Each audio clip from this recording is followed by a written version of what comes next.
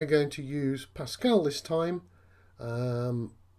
specifically Turbo Pascal, to run this. Now, Turbo Pascal was the only language that actually had a start and an end to it, but we're also going to set this variable x to 3. So we need to hop over to Windows XP, and this was our program, Turbo Pascal.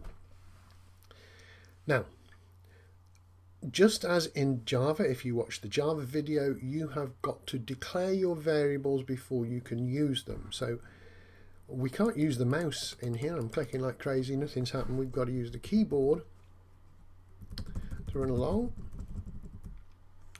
So if I open up between program and begin and say this is where all of the variables to my program are going to be, I need to start it off with the word var. Now, you may have seen var used in JavaScript to stand for variables. In JavaScript, you needed to say or put var on each variable you used, but in Pascal you don't. You just need to say this is the area where I'm specifying my variables. Now, indentation doesn't mean anything in any language other than Python, but it's always best to sort of use indentation to make your programming clear. So although I've spaced 3 times, I didn't need to at all. It just makes it clear. So I'm going to set it.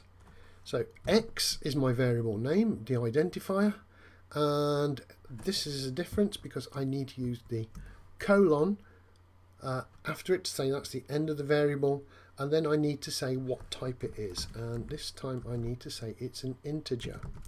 Now, when I did it in Java, I just used the word int. In Pascal, I've got to use the full word integer, and also at the end I put a semicolon.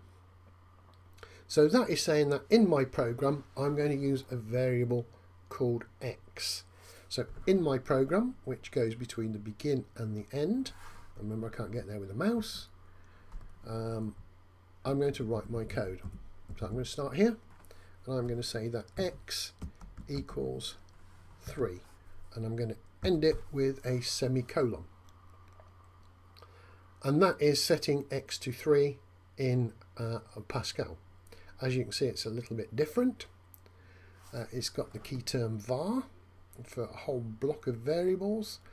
Then it's got the variable name come first. If we did that in Java, the variable name would come after the data type. Then we've got the data type, and then we need a semicolon at the end of each line. So with that done, let's save the program and compile the program. If I've made a mistake, it will tell me that it's not successful. If it's okay, it will just go. Oh, absolutely, I've made a mistake. I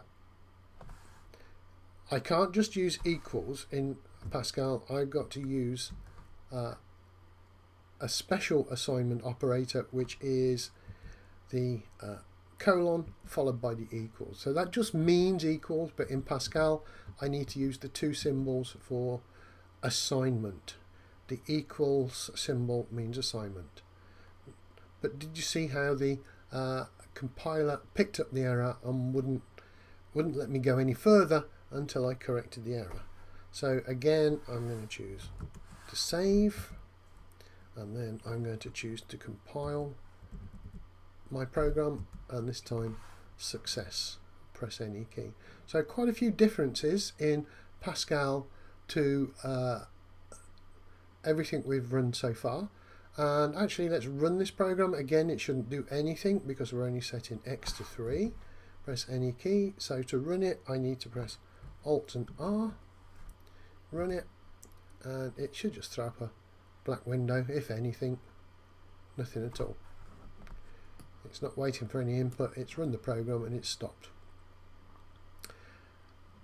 At some point, we really need to take a look at this. So let's go and find the file where we've saved it.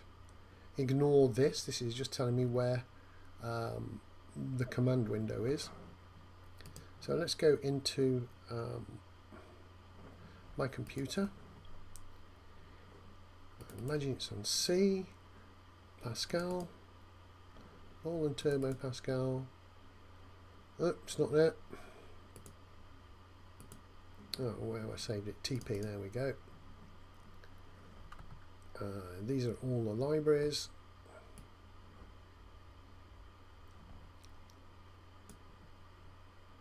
Does it contain my first? It certainly does. So let's take a look at what we've got. It's better if I list them. Well, actually with details. So we can see what they're like. Let's go and find my first. Actually, I should move these out of here. It's not very good. Having them in with the rest of the libraries, I could do some damage. So this is my first. And that is an application. That is my first.pass, which is the source file. It makes a backup every time I run it. So I've got 3 files here. What I really want to do is folder options. I want to show the hidden files. View.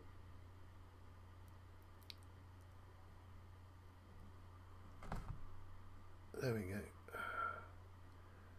That says show hidden files. Hide extension for known file types. Let's take that out. And then we'll see the file types. So let's go back to where we were. My first. So my first.pass is the text edited file. That is this file here. It automatically creates a backup for me, and when I compile it, it compiles it into a file called myfirst.exe. That is an application. If I wanted to give my program out to anybody, all I need to do is give them that file. That file, if we looked at it in Notepad, would make no sense whatsoever. So let's see that, edit, copy that, let's go up. Where are we? In C. Let's paste it in there.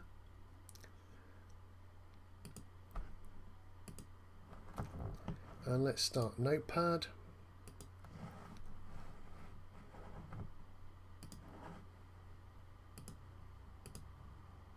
File, open. Let's go to C. And there's my first.exe. If I open it up, there we go. It is all machine code. And I didn't even type hello world. So that is all machine code. You can't see what I've written, but we give that away, and that is the file that would be run.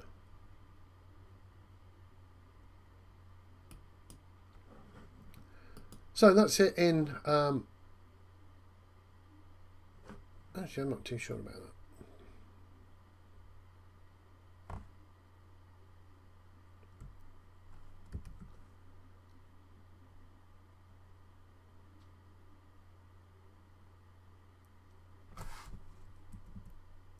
I think I saved it in programs.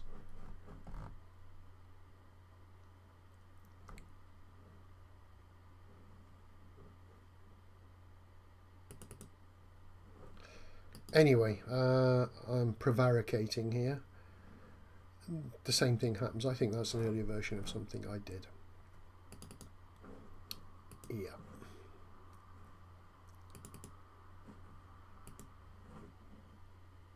So I need to find out where I've actually saved that to. Okay, so let's move on. We've seen a little bit of Pascal and the different way that the program's written there. We're going to take a look next at Delphi and see how that's written.